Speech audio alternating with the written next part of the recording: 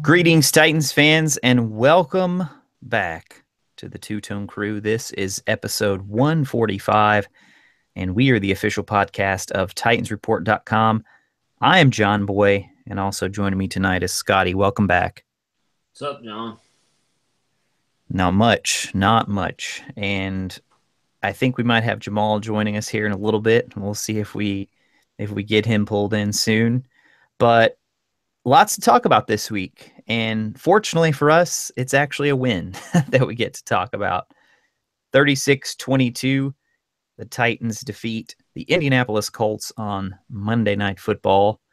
And it was a weird game, you know? I mean, it was Mariota ended up playing, of course, as we all know now, and it became apparent pretty early that he was not 100%, not even close to 100%, at least in terms of his legs and scrambling ability. So I noticed that right away, didn't you? Yeah, I think it was also obvious they didn't want Castle back out there. Oh, yeah, for sure. Had he played better last week, I don't think Mariota would have played.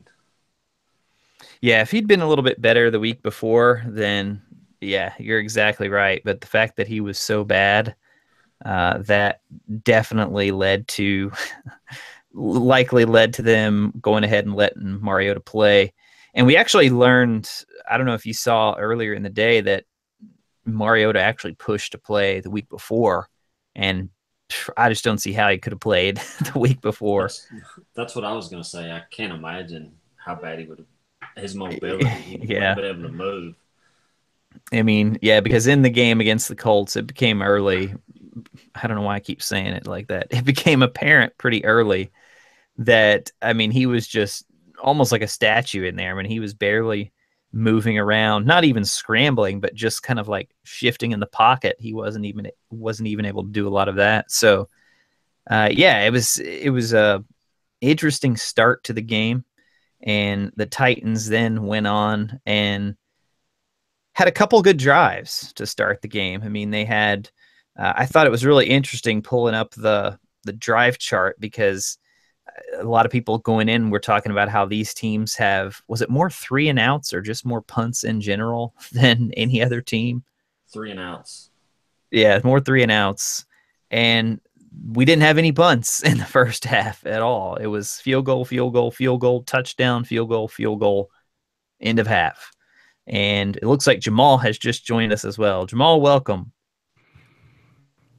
Thank you. Yeah, you impatient little girl started early. What happened? Is it early? I thought we always try to start at about 8:30. Who knows? Either I'm late or you're early, but it's good to be here after a win. Indeed. Yeah, that's, you hadn't missed much. We just did the intro and we're kicking off starting about the game. But yeah, great to get back with a win. And you know, it's funny. I mean, we can talk about this more at the end, but this game, the way that it just has sort of shaped the whole perspective. I mean, I don't know if you guys saw, the Colts are like close to a top 5 pick now at 2-4. I can't remember if it's like number 4 currently or number 6, but I mean, they're somewhere right in the top 5 of the draft. And then just with a win, the Titans are at 3-3 now, tied for the division lead.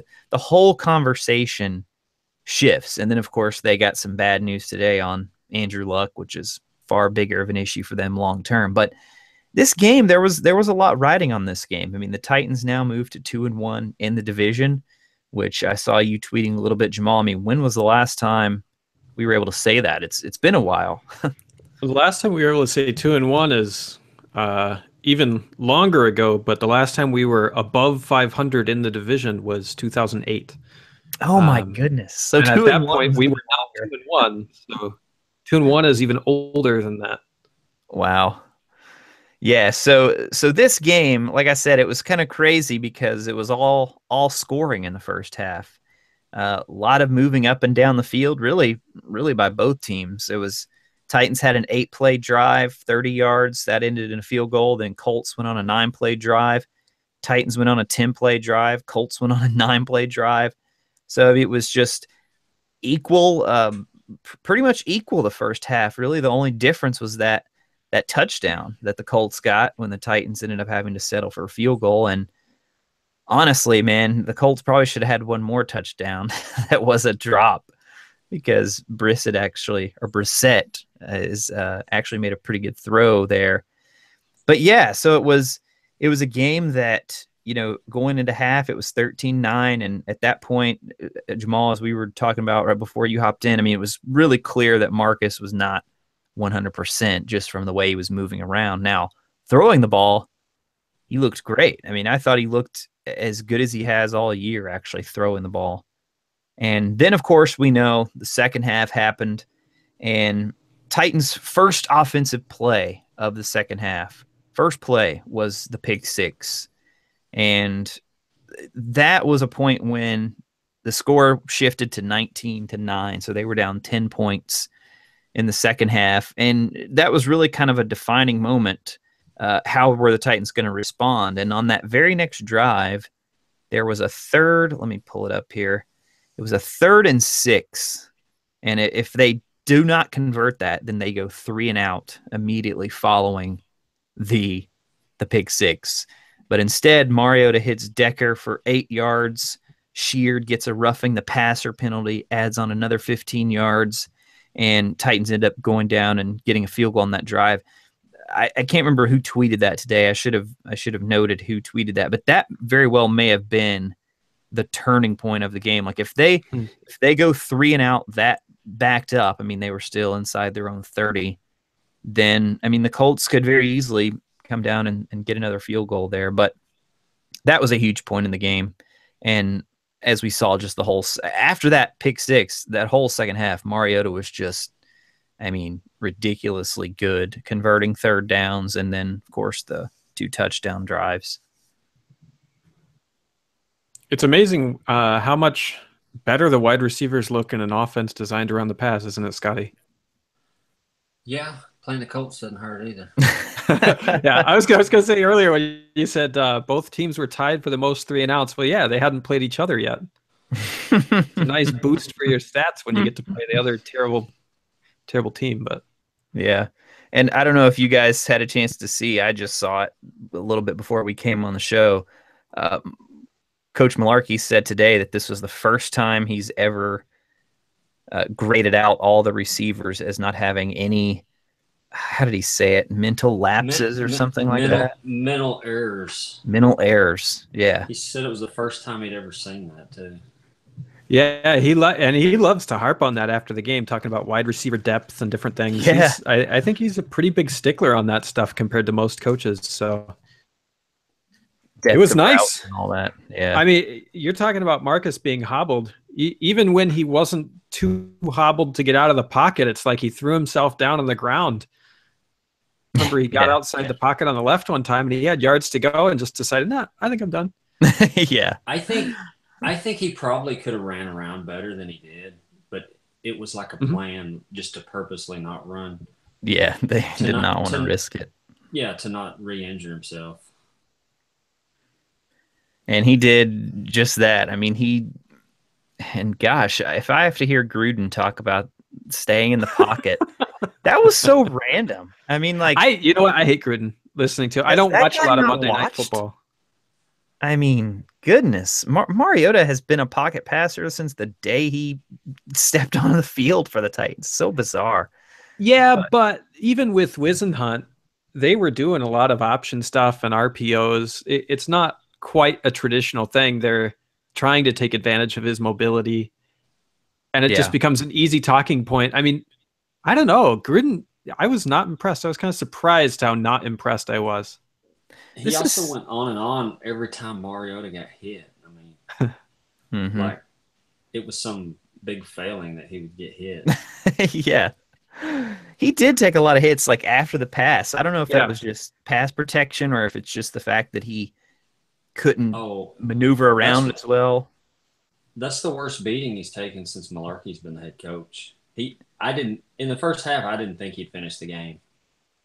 Yeah, I mean, he was constantly taking hits. Several of them questionably a little late. They could have thrown flag.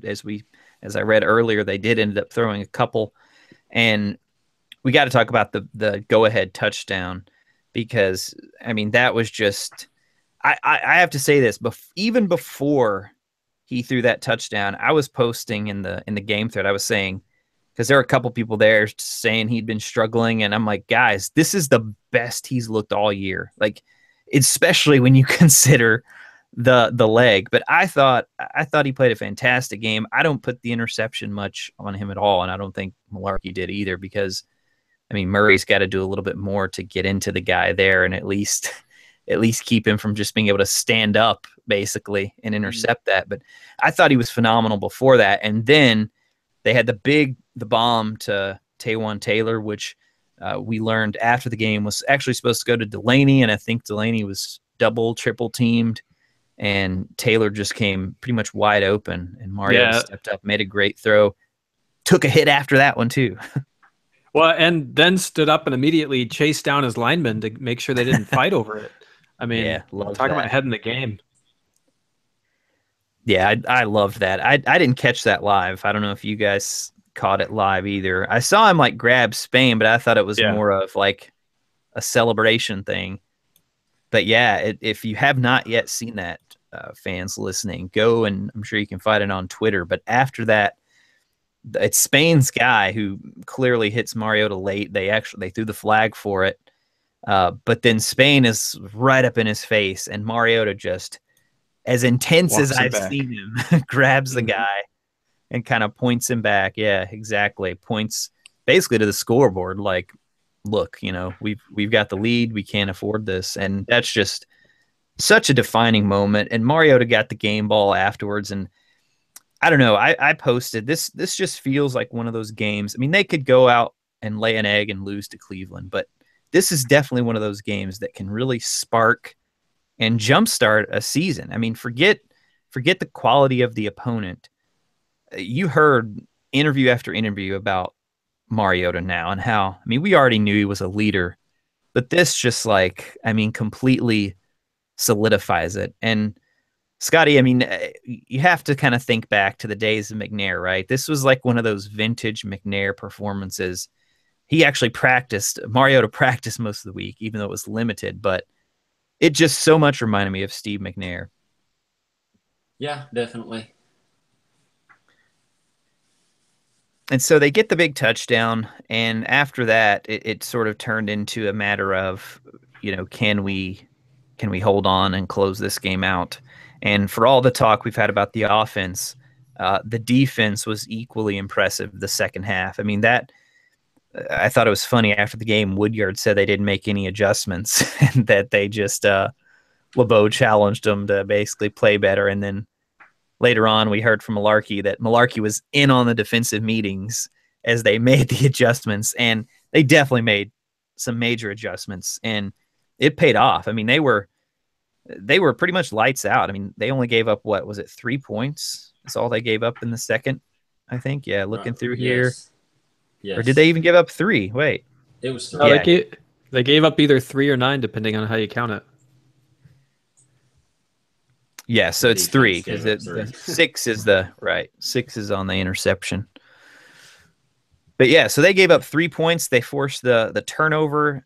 Actually, the turnover came. So the Titans had the field goal that made it 19-12. Then Indy punts. They go 3-and-out punt. Titans go 3-and-out and punt. And then that next drive, they get a fumble, and that was huge where we got the ball. Actually, after the fumble, we still only ended up with a field goal after that. But yeah, I was very impressed by the defense, particularly against like T.Y. Hilton. I mean, that guy was invisible. Yeah, I think when you look at their game plan, I would have liked to see more blitzing in the first half, which they got after him a little bit more in the second half. But yeah, basically the game plan was take away their best player, right? And they did that and did it effectively. And over time, it really worked out. What was scary is the game started out, it looked like the Houston game all over again. The way the Colts were just gashing the defense and getting big chunk plays on the run, and Brissett was, hitting wide open receivers, and you thought, oh my God, here it goes again. Yeah. They scored on their first 3 drives, and who was it that dropped the wide open pass in the end zone? I can't remember which receiver it was. Moncrief. Yeah, I think that's right. Yeah, and you're just thinking, and then the Titans are kicking field goals, so yeah. What is up with that? I feel like when the field condenses this year, this offense stalls out really bad. Just so the opposite of last year. It's crazy. Because in the red zone, you have to be able to run the ball. They can't run the ball very good.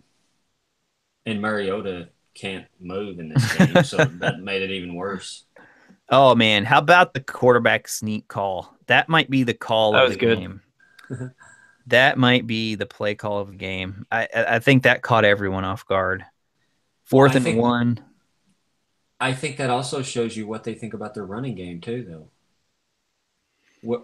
If they thought they could run the ball better, they wouldn't have had Mariota with a bad hamstring quarterback sneaking. Did you also hear Malarkey say that Mariota hasn't ran a sneak at the pro level yet at all? That was the first one. That's shocking. Yeah. Well, maybe he said he hasn't had him run one, but he definitely said, yeah. I'm always surprised that quarterback sneak doesn't happen more for really short yardage. The Patriots do it. I was about to say Brady does it all the time, but yeah, the Titans rarely use it in recent years. But I just thought the fact that he was injured and the fact that he's never ran one at the pro level, it's like the last thing you're expecting.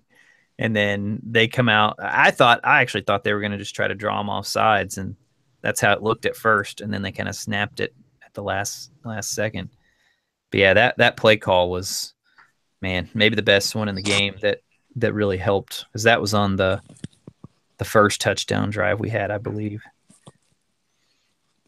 All right, so taking this game and looking at it, well, we got to talk about the closeout, of course, because once we get a lead, it's Derrick Henry time, as we've seen multiple times now this year. Fourth quarter lead, it's time to go to Derrick Henry, and Titans relied on him in the fourth, and it paid off. I mean, everybody's talking about over 100 yards, and it's largely in part because of the big run at the end.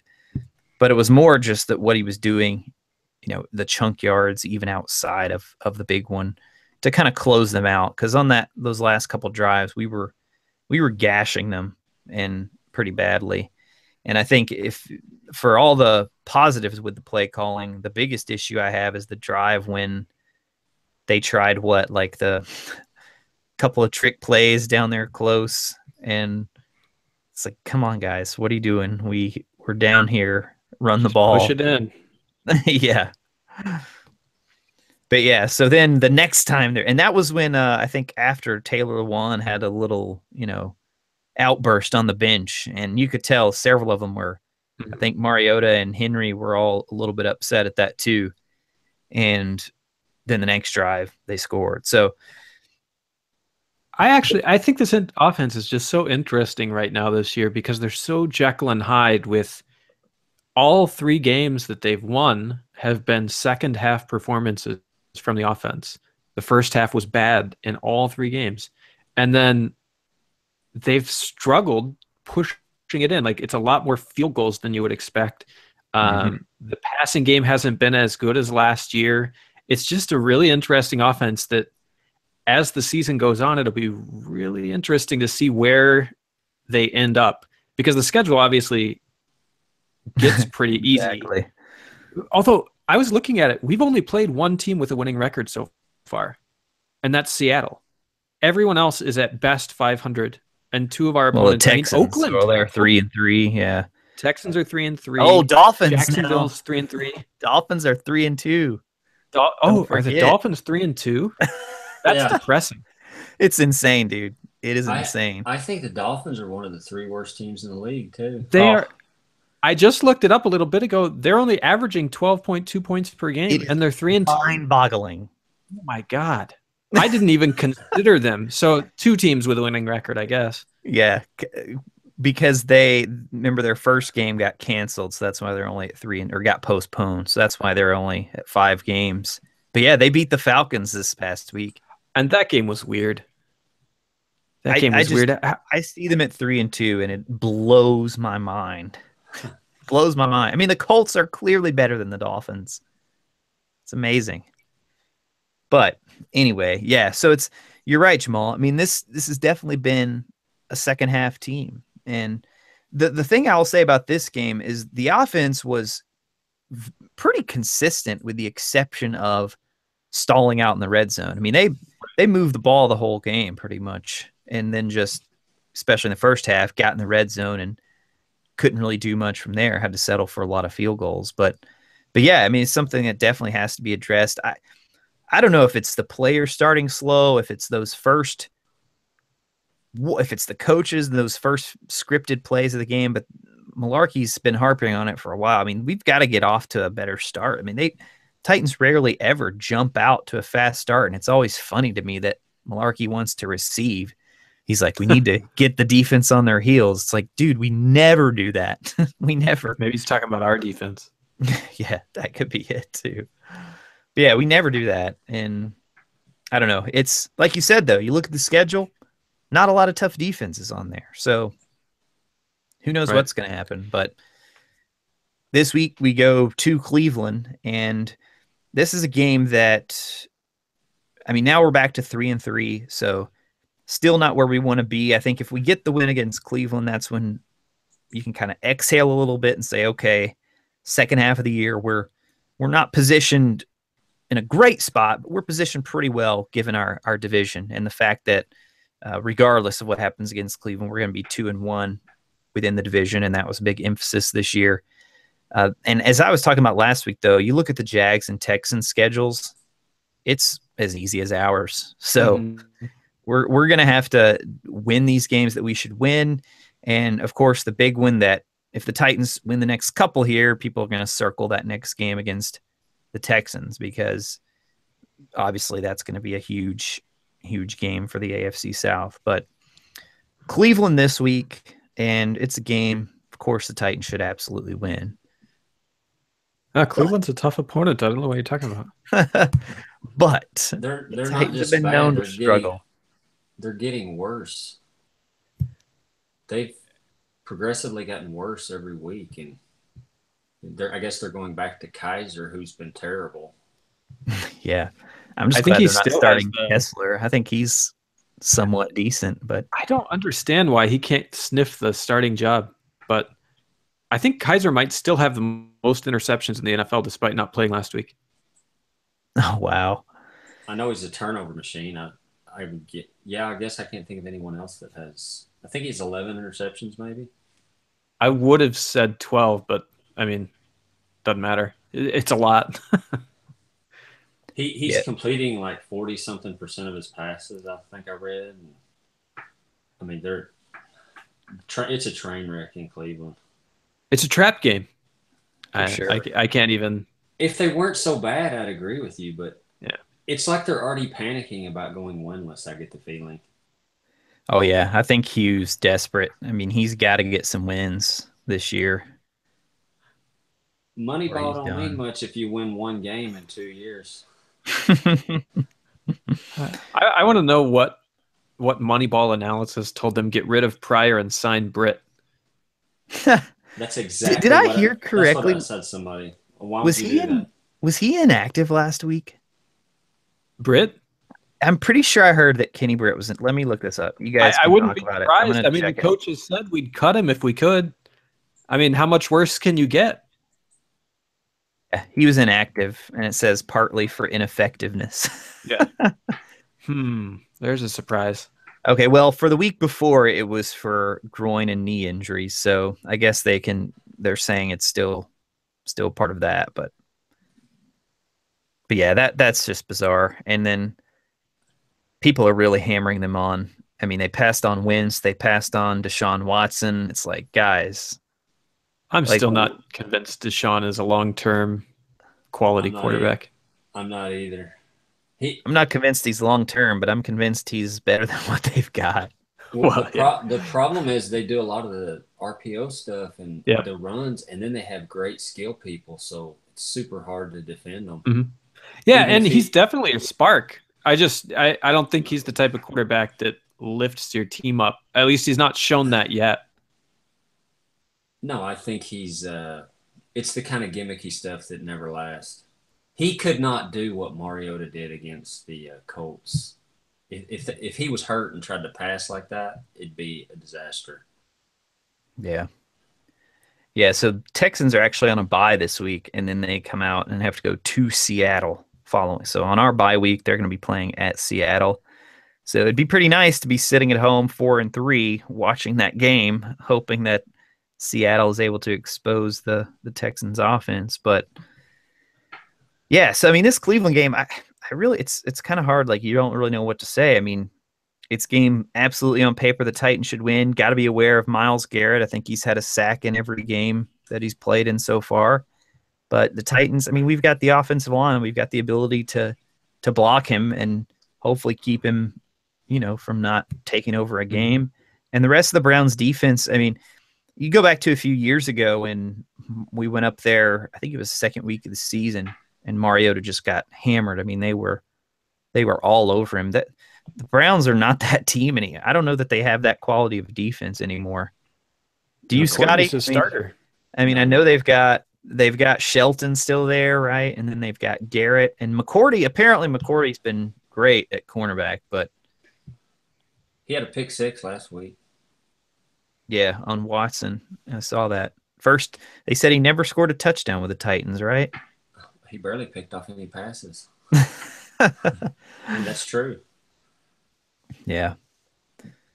So, yeah, I mean, just it's one of those games you got to go up there and you got to win it. And I know it's like on paper it's a trap game, but I really believe that this could be a turning point for the Titans just in terms of the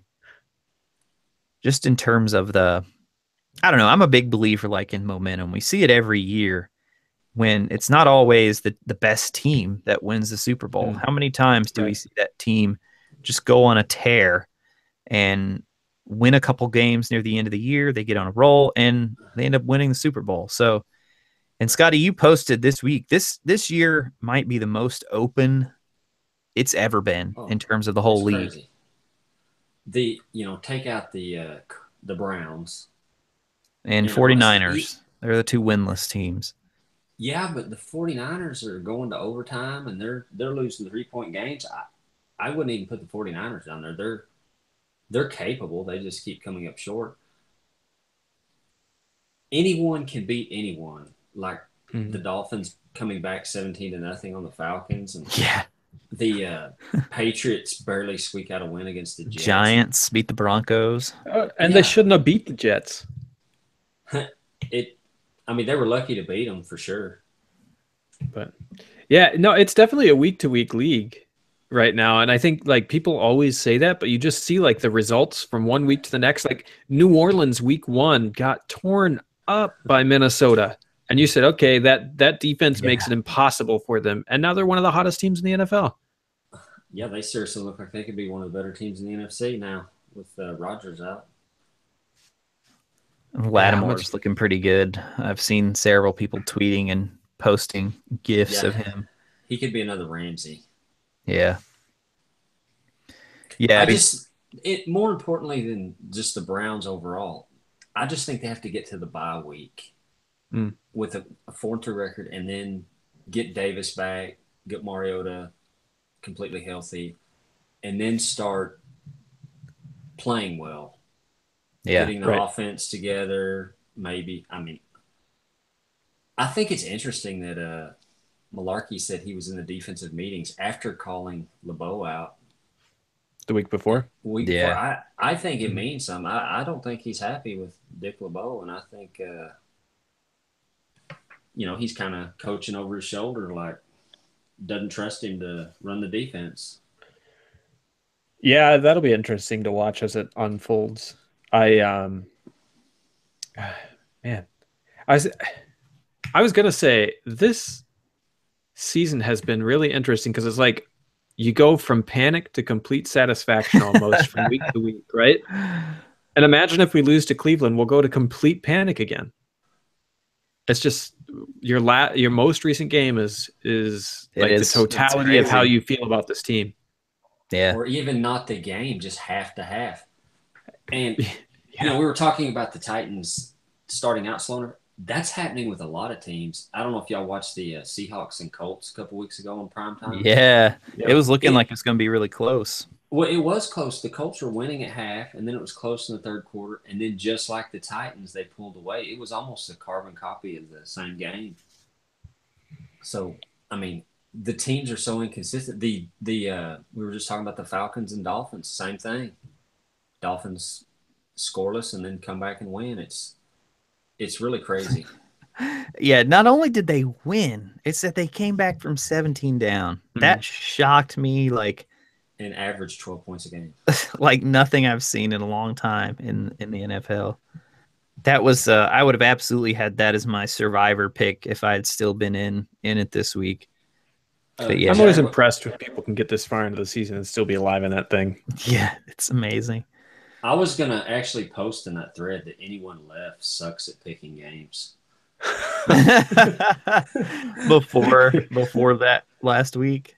Well, just now, if you're still in it, obviously, you suck because there's no way you should still be in it the way that the league is unfolded. Yeah, I think we're down to 2 in the Titans Report League. Yeah, it's Jamal. It's funny. You look back on the schedule and you look back at the games we played, and it depends on if we take our glass half full approach or half empty approach, because the Raiders, all of a sudden, that's not looking like as good, of a performance as we thought. They don't look so hot. Jags game, I think that may be our most complete game of the year. Then the win against the Seahawks, but that one was another one where it was kind of erratic, and then they turned it on at the end, and we won by 6. Of course, the Texans game was a complete debacle, and then the Dolphins game, as bad as it was, you can say what you want. It has to have the asterisk of Matt Castle was playing in that game. So if you consider that, I mean, I think we've had more good than bad. I mean, we're 3-3, and you can almost say that game against the Dolphins should have been a win if Mariota's out there.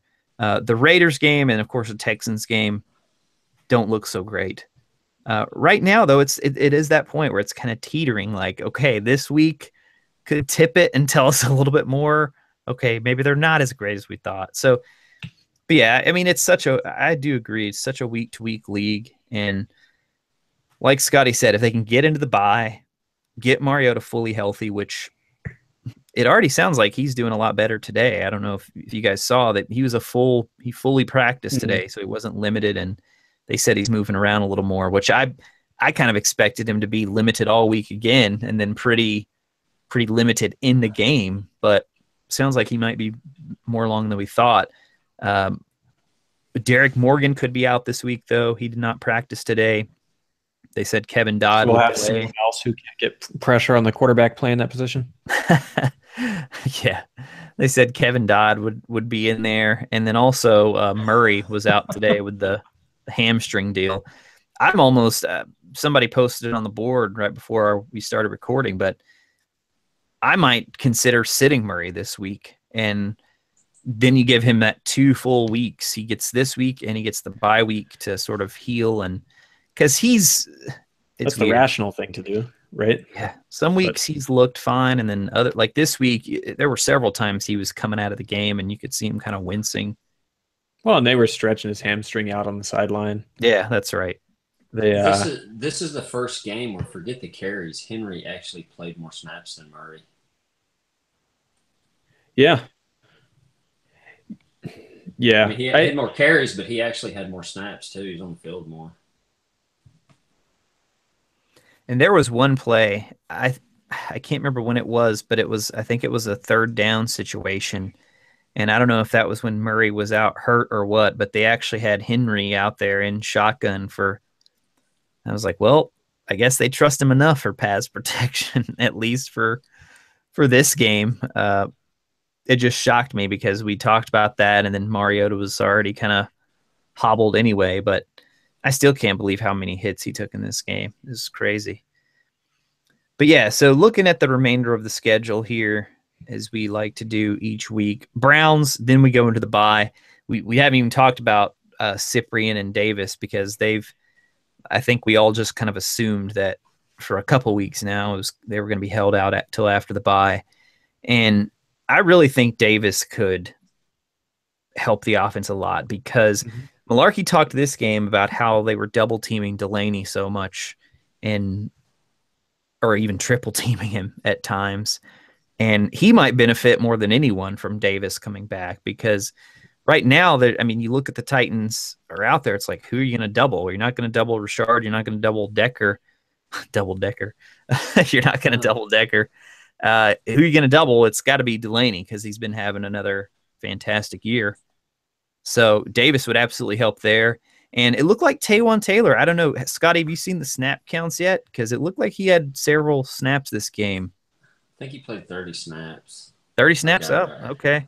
Got it right here. He played, 30 snaps. So that's almost certainly an uptick over what he's had recently. And he only had 2 catches, maybe arguably the biggest catch, though, of the game he had. But yeah, if they feel more comfortable with him getting out there, that's another good sign because that's just another weapon they can throw out there. I do wonder if that's more of a necessity.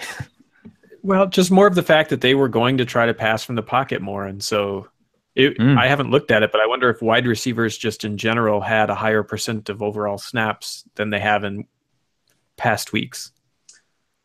Because it felt like during the game we were going with more guys in routes just in general, or at least more receivers out in routes.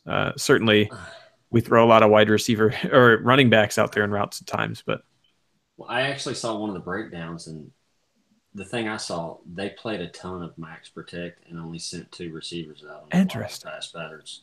Wow.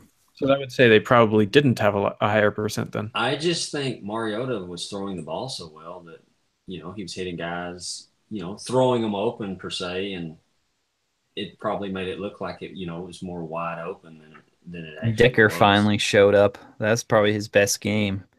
7 catches, 88 yards, a couple of them for third downs. He was targeted 9 times. And man, that catch, we can't forget Richard. That catch he made on the sideline. That was a great catch and throw there. I thought that was the throw of the game. Yeah, not the one where he almost scored, the one where he like toe tapped it on the side. It was on the far left hash, and that ball was in the air for a long time. It traveled a long distance. Yeah. Yeah, but on that other play, though, when he almost scored, didn't you just know? It's like, oh, well, they're not going to get in now. It's going to be a field goal. If he doesn't lose his balance and fall out there, he was jumping over. Yeah, he was going to score.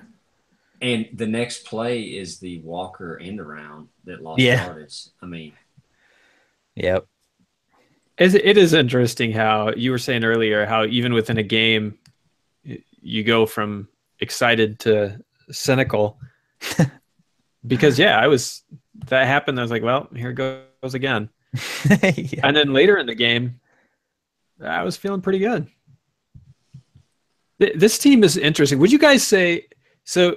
I think when you take a step back and you look at we're 3-3. I think if we start like at the start of the season, I would have said I'll take 3-3 after 6 games. I wouldn't have said that. I thought they'd have a better record. You thought they'd have a better record? Yeah, I really did. Well, yeah, because you picked like 11-5 or something, right? Yeah. So 3 losses. 3 losses early makes that hard to do, but I would have expected 4-2 given who we were playing. Yeah. If Mariota hadn't been hurt against the Dolphins, they would be. Then they would be right there. Yeah. Yeah, they would be 4-2. I think I would have taken 3-3 because I was talking about how it's 5 playoff teams plus a team we haven't beaten forever, and so I would have said 500 is fine by me. But it doesn't even feel as good really as 3-3.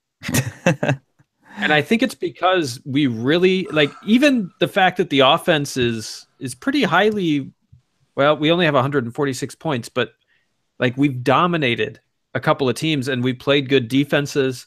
And there are things that you can look at that you say well, this is really that's a positive. That's a positive. That's a positive. Feel as good. Well, listen to this.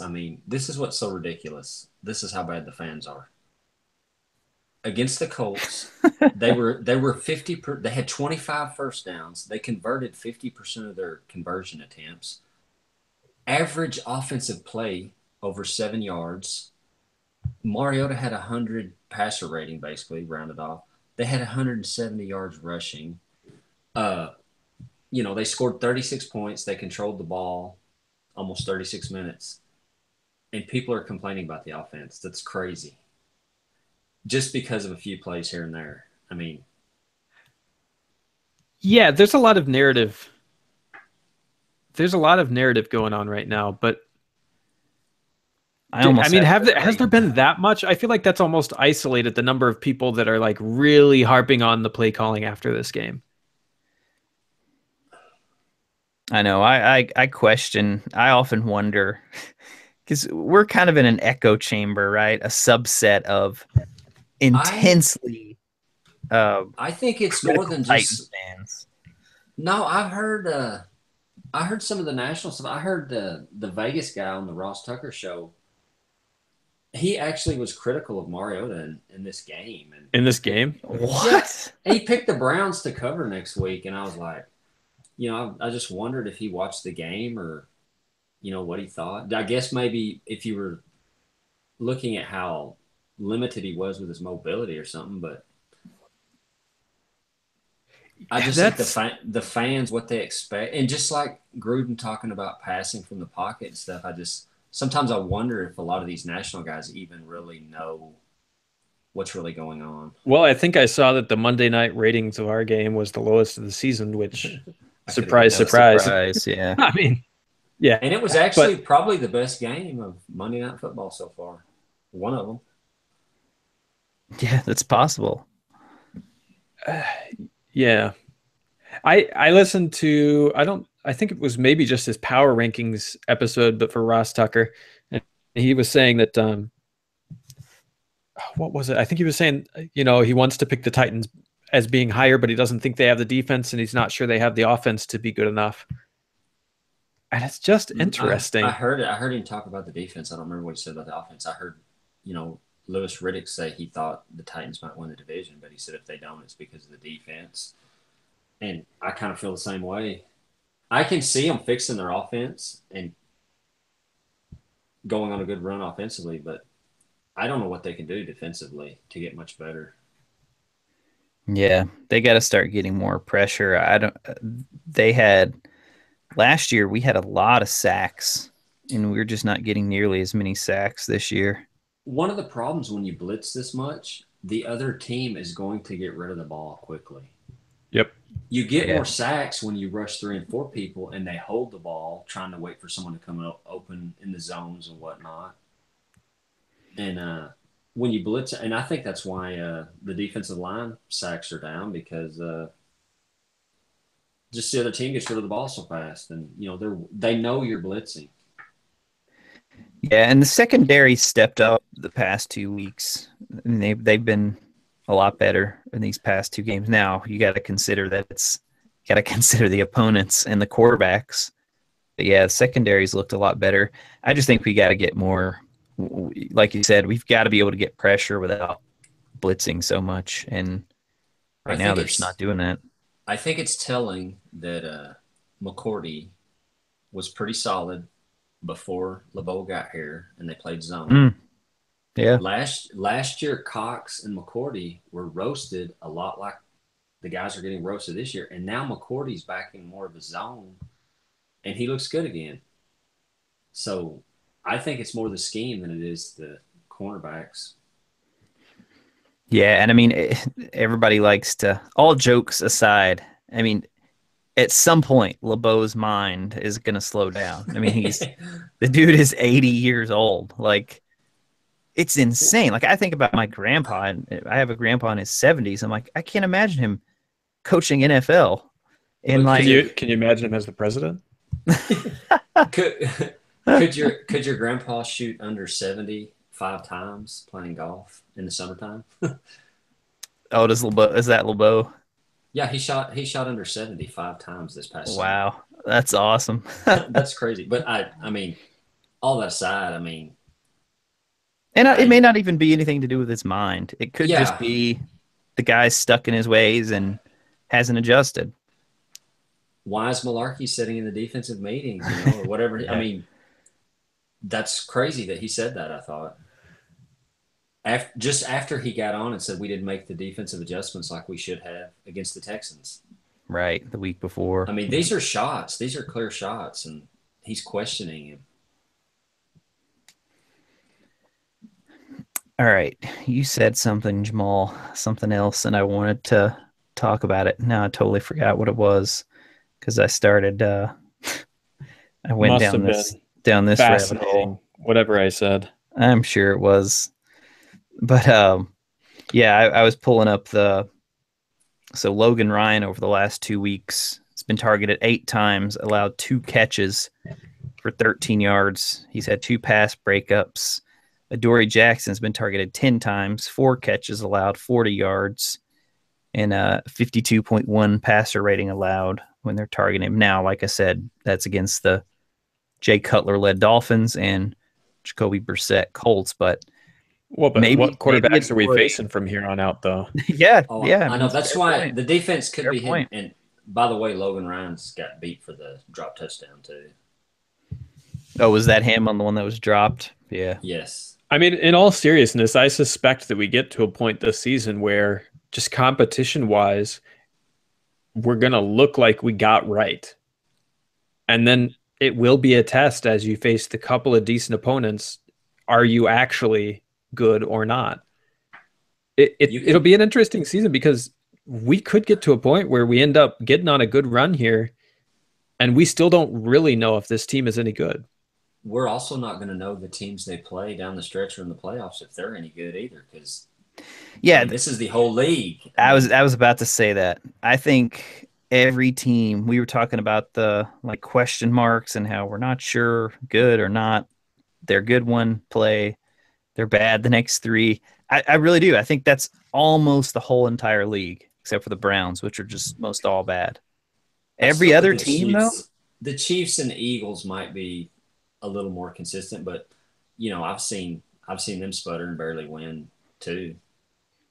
yeah. I mean, I would agree. I agree. Chiefs and Eagles are clearly the top right now. But after that, I mean, the Patriots defense is atrocious. It's really bad. The Texans, I mean, they got destroyed by the Jags. Then they turn around and destroy us. The Patriots are the first defense in NFL history to give up 6 300-yard passers to start the season. Wow. And they've still given up fewer points than we have this season. And one of them was against the Jets too. Yeah. Part of that is teams are passing on them. Teams are passing on them because they're still scoring pretty well, but I'm amazed how decent the Jets have actually looked. I'm happy for, I think, Todd Bowles. I was afraid they kind of put him in a bad spot, but yeah, but what's it going to get them? I mean, this is terrible. They're winning games, really. Oh, because they need a quarterback? Yeah. Yeah, seriously. Yep. My goodness. Do you know who has the most points in the NFL so far this season? Rams, I'd guess. That's the answer. I would not have guessed that. If you really think about it, though, I mean, they're lighting people up. Yeah, they are. I guess the Chiefs are up there too, maybe number 2 or 3. Chiefs and Houston are tied for second, and the Patriots are then fourth. Jamal, I don't know if you saw this yet. You know how we were joking about the PFF rating for Mariota? Yeah. They actually in the revised rating that they do after the All-22, he was the highest rated quarterback this week. So I did what you said though, Jamal. I mean, I based it off. I told you guys before that it was his best game all year. So PFF agreed with me. Well, then they must be great. When they agree with you, make sure you cite them. When they agree with me, they are spot on. No, but I was shocked. I went back and actually looked. They've got like their ratings for all year, and Mariota's their 10th rated quarterback. I was like, really? Because every time I look, it's like it doesn't look like they're grading him so high. But it does make me wonder if after they go back and do their all 22s, if he's been bumped a lot of these times. Do you know how many teams have at least 3 wins right now? I was going to bring that up earlier. I think it's a record. It's like 14 or 15. No, it's like 22. Oh wait, you Jeez. said you said at least 3 wins, At right? least 3 wins, yeah. I was actually talking about 3 wins exactly. It's Oh yeah. Oh, there's a lot I of 3-3, 3-2 teams, yeah. I saw I saw at this point in the season uh it's the most teams that have had 3 wins on the dot after 6 weeks. So the NFC West has 3 teams with at least 3 wins, so that 3 teams are within one game of the division. Same with NFC South. Uh, NFC North has 2-4-2 teams and 3-3.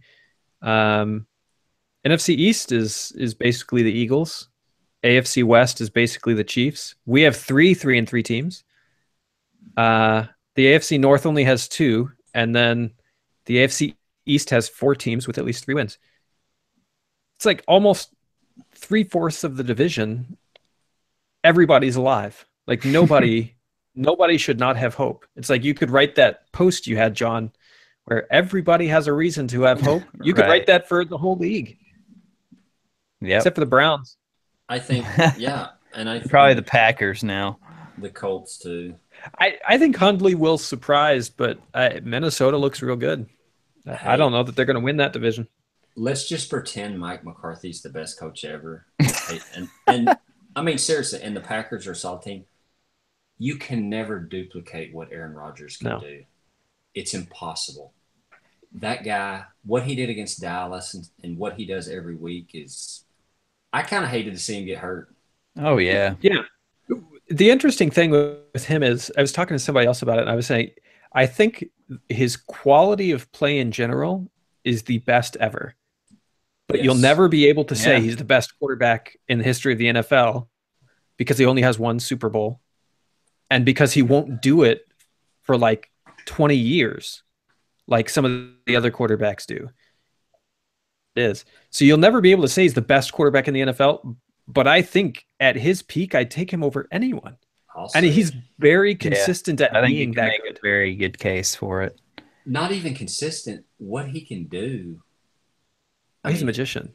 He's like Superman on the field for real. I mean, the Dallas Cowboy playoff game and the way what was there like 50 something seconds left when he took him down and scored a touchdown against the Cowboys and he never even thought about a field goal. And all tie it up. those Hail Marys, it's Yeah. insane. And he's doing it with scrubs because all of their wide receivers get injured. And he's just like, oh, the 5th guy who I've never thrown a pass to even in practice. Yeah. They lost go their deep, top baby. 4 offensive tackles. Yeah. And they can't rush him because he moves around so good. Actually, that team's injury luck this year is astoundingly bad. But he's so good. He's so good that he overcame it. What if the Titans lost their top 4 offensive tackles? Can you imagine? No, we had Man. one, and we were saying, well, of course we didn't beat Miami. We were without Lawan. They had their top 4 gone. Here's a good for y'all. Do y'all know who the odds-on favorite to win MVP since Rodgers got hurt? Is it Alex Smith? Nope. I wouldn't agree. Carson with Wentz? you. No. It's Carson Is it? Wentz. Okay. Ah, I would Well, say they're Brady. 5-1, so that's an easy choice. What is Who's the quarterback of the team with the best record? he's got the stats to back that up too, though. I would don't actually, disagree. I would actually say Brady. The amazing thing to me about Brady, about the Patriots, is if you thought they would struggle and not be a Super Bowl team this year, you'd think it was because Brady slipped.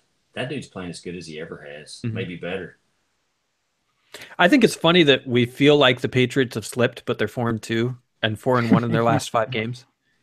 They That's have them definitely slipping. slipped. Yeah, but that's Well, them yeah. slipping.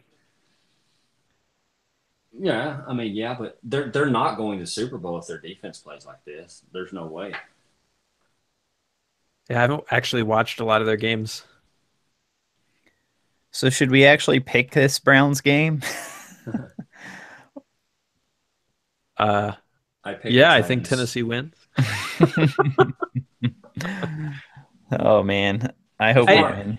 If Mariota's really 100%, I think they'll win pretty easy. I think meltdown that mode if we don't. yeah, I think you go into straight meltdown mode. You go from people feeling really good to just like complete panic. Because then, is this the last game before the bye? Yes. Yeah. Yeah. Mhm. So then you'd have to sit on this game for 2 weeks. I mean, Yeah. It'd TitansReports.com suck. would be unvisitable. Oh, If they it would lost to the suck. Browns, I'd almost have to say they probably, even though you still wouldn't be able to count them out. But No. if they lost to the Browns, I wouldn't have much hope that they could win the division. Yeah. I'd really like to see a complete performance is what I'd like to see from the team this week. I don't think you've gotten like a 4-quarter performance from this team yet. And that's what I'd really like to see against a team like Cleveland. Yep. Well, a lot of people suspect that it's the new CBA rules with practicing and stuff, and it's going to the good teams are going to start pulling away and start playing more complete. And I don't think it'll be as jumbled up toward the end of the year as it is right now. Yeah. A lot of these teams they still have to play each other several times, so they'll start beating up on one another. By the way, before we sign off, one play we totally forgot to mention. How about that Wesley Woodyard Oh fourth man, fourth and one? I meant to bring that up when you talked about the third down conversion. Yeah. The In fact, he played every defensive snap. Wow. And off the top of my head, I mean, I don't have the game book up anymore, I don't think, but he led the team in tackles. Oh, here it is. I got it. 8 tackles, 1 sack, 3 hits on the quarterback, and he had a fumble recovery. I mean, And the fourth and one stop. Yeah, that doesn't even count the fourth down. Yeah. Man, how surprising is it that he's been our best defensive player and really hasn't even been close this year? And had to take a pay cut to stay on the roster. Yeah, took a pay cut and actually they extended him because I think he's got more years. But yeah, I that play, that was big time. And I'm still not sure whether he got it or not. It was so hard to see from the angles they had. A lot of people didn't talk about that, but I think a lot of people get confused with the scoring. As long as you cross the goal line, even if you're out of bounds, you're still in the field of play on a scoring drive. Right, but not on the out of bounds. Yeah. It's where the ball goes out of bounds. He wasn't even close. He was a full yard and a half before he started stretching out. Yeah. I heard some people mistakenly talking about that, and that's why they lost it. Yeah. Yeah, it's like you can go airborne near the goal line, and even if your entire body's out of bounds and the ball crosses the plane, that's a touchdown. But it's a little different on the sidelines. Because on the sideline, how it says the ball goes out, even if the rest of the body is in, right? Right. Or well, no, I guess technically, if you want to get real technical, you could like be standing in the field of play, reach your hand over the sideline, and that's not out yet, right? Yeah, but I think once you're airborne, when the ball goes out of bounds. Right. Once you're airborne, going out of bounds, yeah, then it's where the ball is. Yep. Hey, by the way, right. I just want to throw this in here real fast. I was looking at the, you know who's leading the league in touchdown passes? Like, let's see. We're talking about the MVP candidates. Touchdown passes. Is it it's Watson, isn't it? Mm-hmm. That's what I thought. Deshaun Watson, that's crazy. He's got 15. Yeah, they're throwing like constantly, like because I have Lamar Miller on my fantasy team, so trust me, I know. They had like third or like first and goal from the 1 or 2. They were really close, and they tried a quarterback sneak, didn't get it, and then they let him pass it. I mean, so they're Bill O'Brien. I don't know if it's just to help him get confidence up or if he just feels that's the best play, but they're passing it constantly, even when they get close. But yeah, hopefully he slows down against Seattle. Yeah, I hope so. I hope the defensive injuries. They'll probably get blown out again and then get 3 or 4 garbage touchdowns like they did a couple weeks ago. Right. That's right. Yeah, because the Chiefs pretty much had that game. They got a bunch at the end. Well, like John talked about, if they don't lose to Seattle, there's not a lot of chances for them to lose, or at least be confident that they'll lose. Yeah, Right.